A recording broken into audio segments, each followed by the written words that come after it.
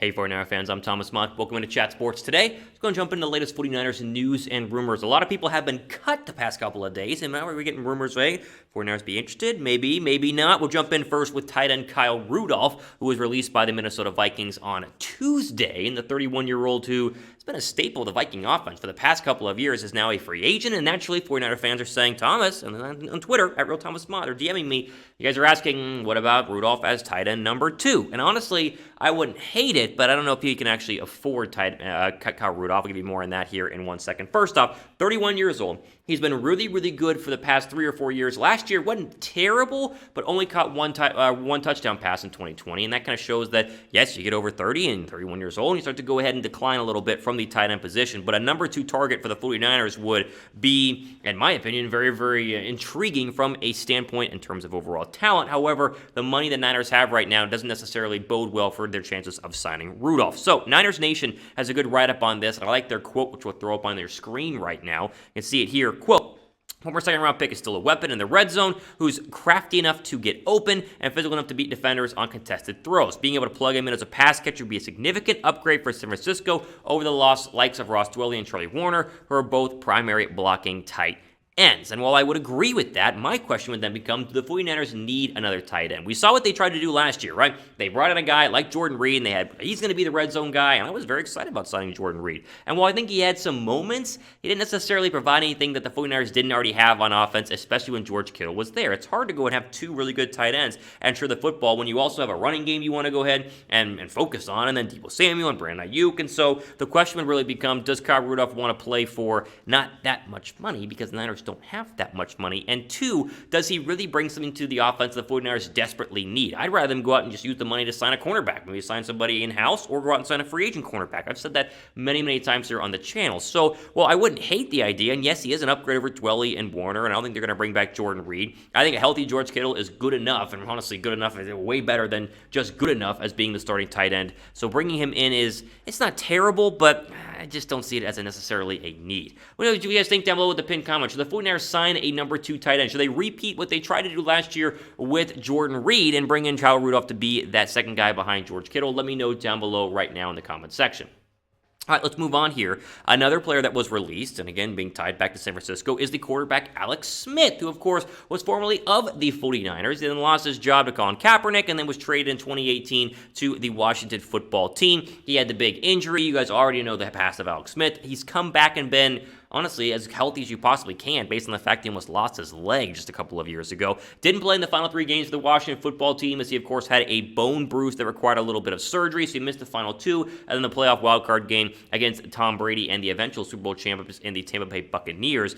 I just don't know if Alex Smith makes sense from a backup quarterback standpoint, but at the same time, I think there's a very real possibility they could bring somebody in to be the backup, not named Josh Johnson or, of course, Josh Rosen. Okay, say, like the video if you guys want to see Alex Smith back in the Bay Area in a 49er uniform. Drop a like in this video right now. I'm going to try to get at least 200 likes here, so if you like the video in general, just give the video a thumbs up. Again, nothing against Alex Smith. It's not like he would come in and just demand to be the starter, but I honestly think he wants to be in a situation where he can really try and be the starting quarterback, and if you're going to have Jimmy Garoppolo be the starting guy this year, why bring in a guy like Alex Smith to create way more quarterback controversy and way more quarterback drama? From a backup quarterback standpoint, I honestly would just rather have Josh Rosen and Josh Johnson fight over being the backup quarterback. A lot of people have been asking me, Thomas, Josh Rosen, could he be the starter? I don't think he can be a starter. I think he should come in and try and focus on winning the backup job and then being the backup quarterback behind Jimmy Garoppolo, and then if they bring back Garoppolo and then he stinks for some reason, then it was Josh Rosen's time to go ahead and shine and prove the first-round draft pick being at least worthy of the first-round draft pick, because he was drafted in the first round by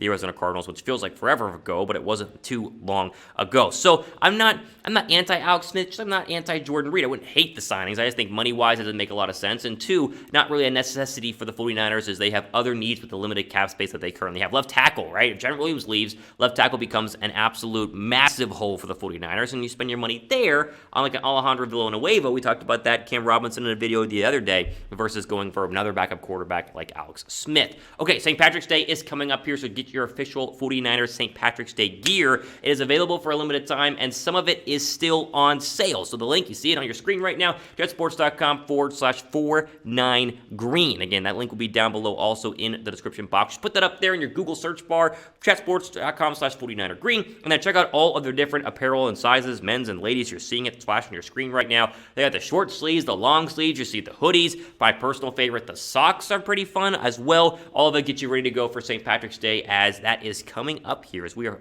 in the month of March right now, which is crazy to think, but we are actually there. Again, link chatsports.com/49green. Pick it up. Most of it's on sale right now. Okay, final bit of news here. You guys are going to like this.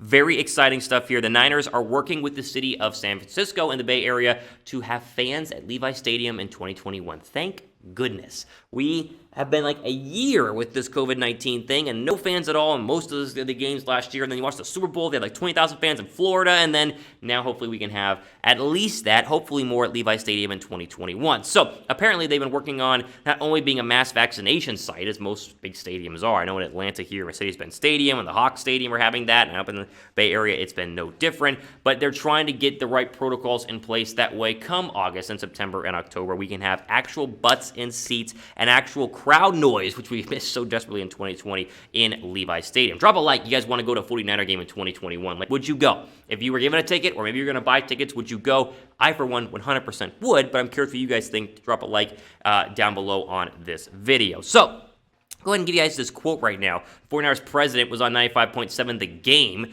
and he was asked about having fans in the stands, and here's what he said, quote, "We are optimistic. It started in 2 phases, and we're into the second phase now. The first phase was opening up the Max Vaccination Center, which is awesome, and the second part was today we announced the Medical Advisory Committee, which is, frankly, really led by not just Bay Area, but world-renowned infectious disease experts to get us to a point."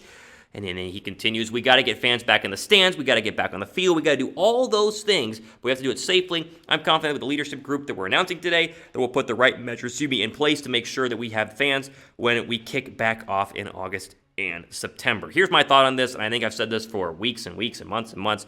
All stadiums should have fans this fall, and a lot of stadiums are going to have max capacity fans this fall. I know in some states it's different than other states, like Texas A&M and Texas said they're going to have max capacity at every single stadium. But you got to remember, with the way that, I don't want to get political here, but the way that the vaccine is going right now and herd immunity and blah, blah, blah, the way it's all going, we're going to be back to normal by August, and I think we'll be very much back to normal in terms of being able to go to big-time events. And as I've said before, football stadiums are massive. They are outdoors, and even if it's a limited capacity, you can socially distance and spread people out in a 60 to 70 person capacity stadium. I hope it's more than that, but at minimum, you should be able to have a fair amount of fans in stands, and I think 49ers are going the right way at this, and at least in a way which will go ahead and allow us to have fans in stands at Levi Stadium, which is something that we got used to last year. You guys just kind of got used to crowd noise being pumped in by Fox or ESPN or CBS, and it was just like, all right, well, at least we have football, and we're grateful for that. But it's something that I think we're going to be very, very refreshed to see and hear when we finally get it back, and whether it's 20,000 fans or 10,000 fans, or hopefully it's like 30 or 40,000 fans, maybe even a full stadium,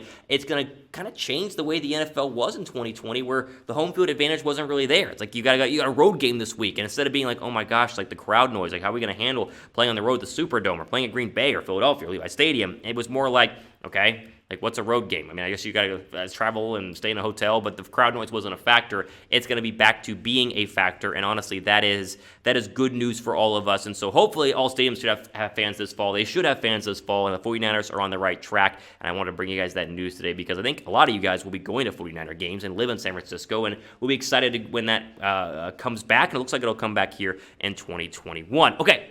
Before we go ahead and end, make sure you guys subscribe down below as we got plenty more videos coming up. Mailbag video coming up here in the next couple of days. I'm going to answer a lot of your guys' mailbag questions as posted on our community page and community tab here on the 49ers Report. If you guys aren't subscribed, you really should be because you're missing out on your chance to ask questions, your chance to just be up to date on the latest 49ers news and rumors. So go down below, hit the big red subscribe button. Also click the notification bell. That way you're notified whenever we drop the latest 49ers news and rumors. Again, subscribe. We're approaching 33,000. We might already be at 33,000 by the time you watch this. If we are, then subscribe again if you're brand new. We get to 34,000 subscribers, 35,000 subscribers as we're trying to grow as fast as possible. All right, ultimately out for today here on the 49ers Report. Again, want to just get my thoughts on Alex Smith and Kyle Rudolph, who have both been released and possibly could be targets for San Francisco. And then, of course, the news that fans at Levi Stadium in 2021. That is exciting news, and that really is the main exciting news that I get pumped about here on the 49ers Report. So, ultimately out for today, for the 49ers Report, I am your host, Thomas Mott. Sam produced this episode as we go ahead and sign off. Stay safe out there. Enjoy the rest of your day, and we'll see you guys in the next video.